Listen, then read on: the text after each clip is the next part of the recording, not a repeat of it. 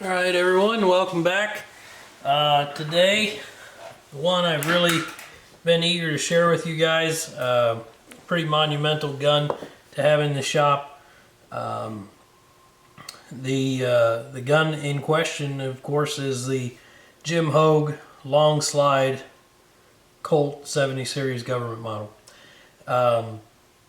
This gun came in good shape. Didn't have a ton of miles on it, but did have some bluing wear on it. So I did restore this gun to a degree.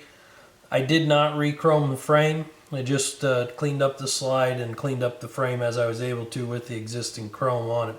The chrome was really in quite good shape, and the risk versus reward just wasn't there for stripping that chrome off and then replating it and hoping that everything still fit together the way it used to. While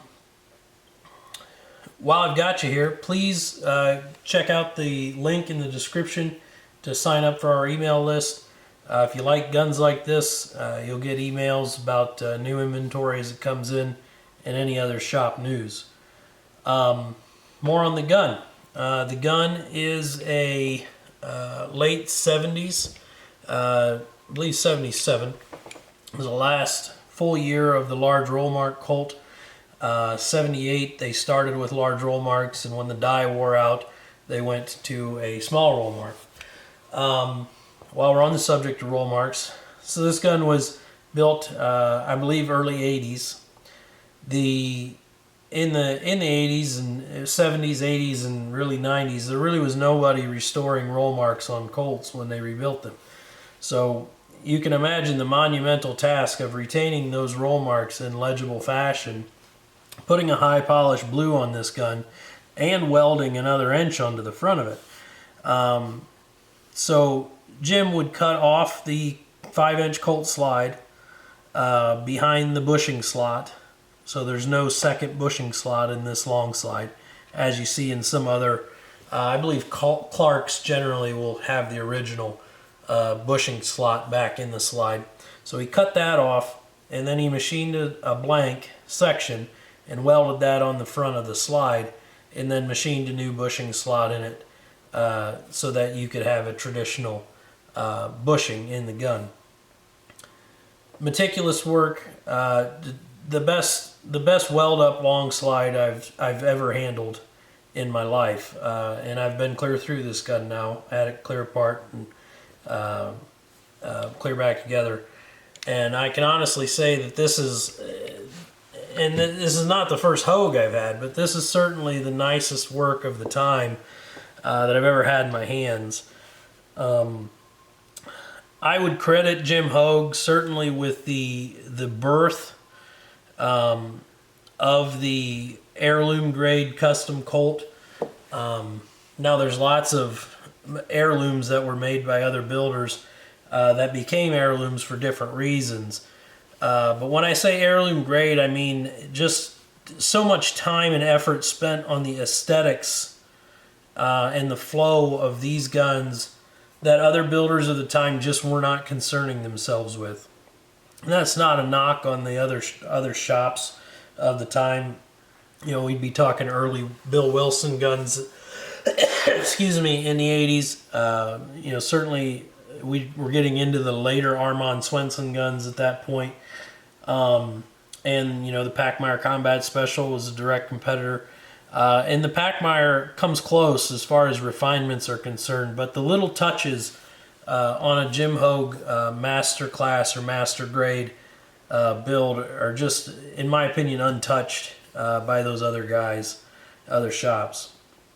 So from the top, we've got, of course, a Bomar mounted, you know, in a pocket in the rear with the windage cut. It's mounted literally as low as you'd want one.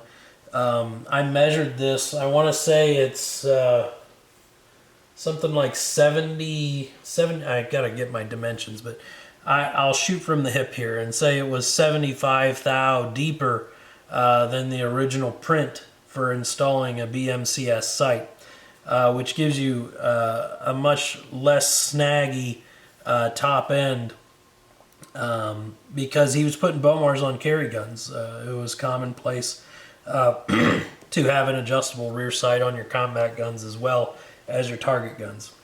This gun clearly was built as a target piece. You have an undercut front sight, and that of course is soldered in a in a slot in the slide, as Hogue was known to do. We see Hogue's kind of swoopy. His lower and flares varied pretty widely from beginning of career to end, but this one is certainly his more prolific looking cut. And talking about his career, it did span well over, I don't know, 50, 60 years. He served in the U.S. military, got out. He worked for King's Gunworks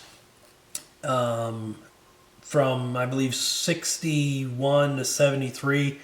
A number of years for King's. You'll notice that a squared trigger guard from King's in the period looks just like a Hogue trigger guard, and there's a reason for that. It's because Jim Hoag did them.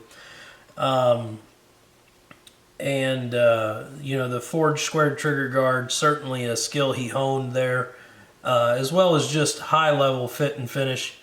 The checkering on the rear of the slide I've seen on a few King's guns. That is just a dead ringer for a Hogue gun as well.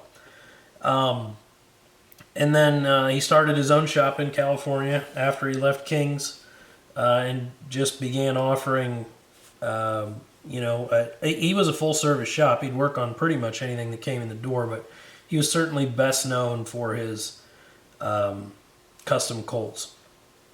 Well known enough that, you know, Hollywood took notice. In the movie Thief, there were 3 Hogue guns, I believe, in the picture, including a Longslide 45, much like this one. I believe it was full blued, however, not two-tone. So a little more on the gun. We've got a 6-inch Barstow barrel, perfectly fit.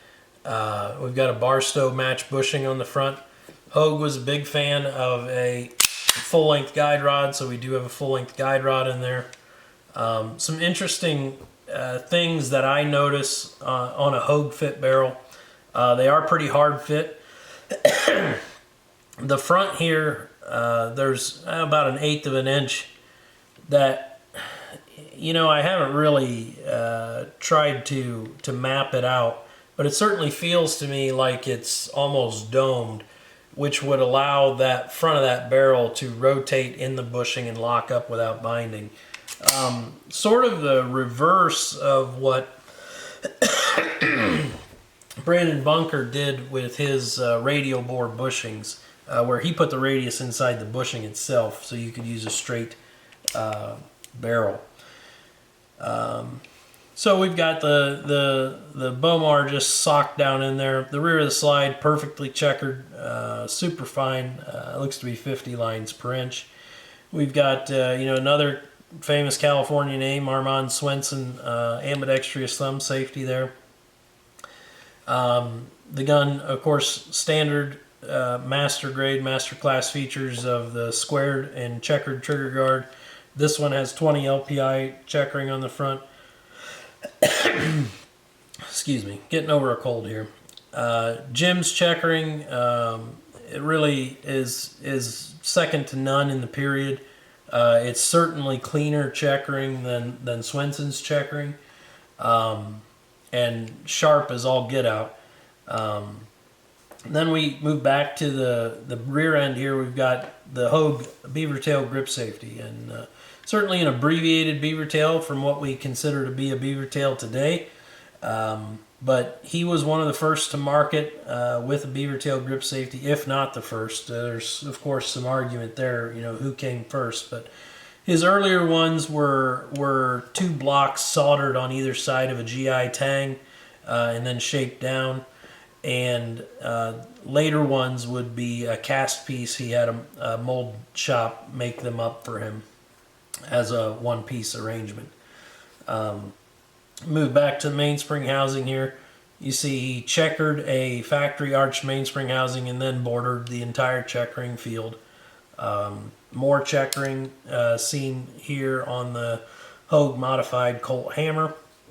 The hammer completely polished inside, beautifully fit, and he opened the holes up in them to this oblong shape seen here. This gun, certainly deserving of the name Master Class, Master Grade. Perfectly beveled magwell, of course, and I fit it with a nice set of elephant ivory grips. This is a gun I'm going to hate to see go down the road, but it was lovingly restored for that purpose, so you'll see it out there later today. I appreciate you guys tuning in, and I'll mention it one more time. There is a link in the description to sign up for our email notifications, and please like and subscribe, and you can enable notifications on the videos here too, so you know when new videos are coming out. We appreciate you. Thank you.